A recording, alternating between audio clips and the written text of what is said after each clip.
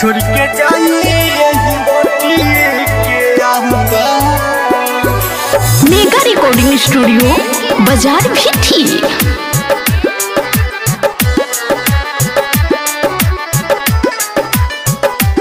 छोड़ के जाइए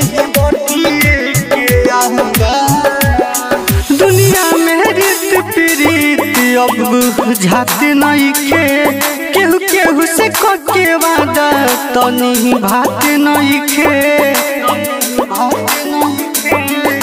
हाँ दुनिया में रीत प्रीत अब बुझाते नहीं खे केहू केहू से के वादा तो नहीं भात नहीं खे। प्यार के चलते सारा लोग प्यार के चलते सारा लोग दिल लगावल सबसे बड़ा गुनाह बा। छोड़ के जाई यही बतिए के आहबा दिल लगावल सबसे बड़ा गुनाह बा। छोड़ के जाई यही बतिए के आहबा।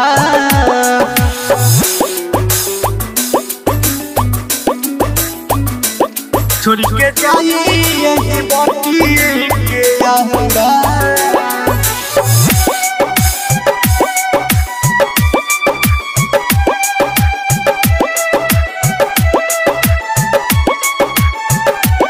छोड़ के जाइए यही बतिए के आहबा। दिलवा लगा के दिलवा देता केहू तोड़ी हो आ तुम हत्या करे लोगवा हो के मजबूर हो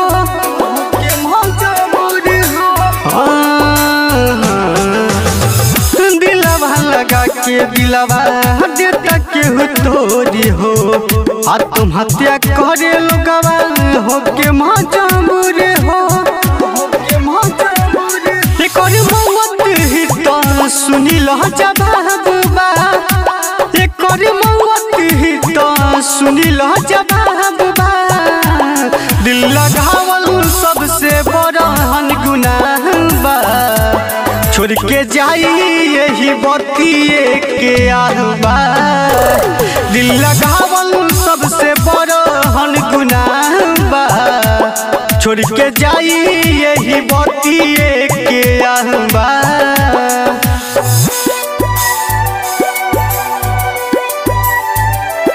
छोड़ के जाइए यही बतिए के आहबा।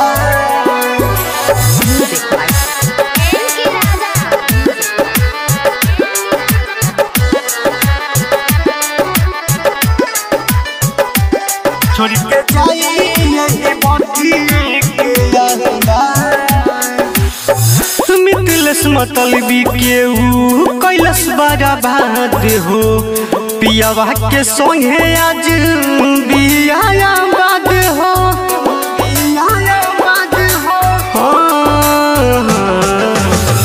गोलू मिथिलेश केहू कैलस बर्बाद हो पियावा के साथे आज बियाया बाद हो।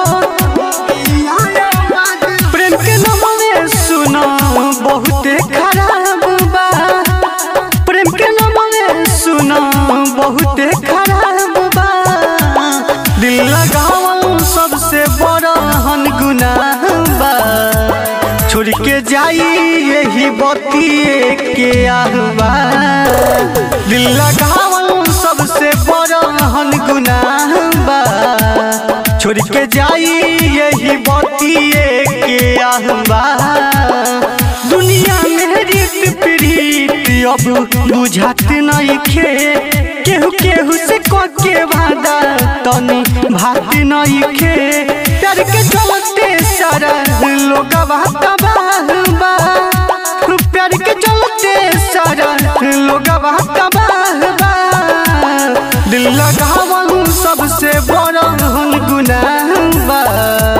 छोड़ के जाई यही बतिए के आहबा दिल लगावल सबसे बड़ा गुनाह बा।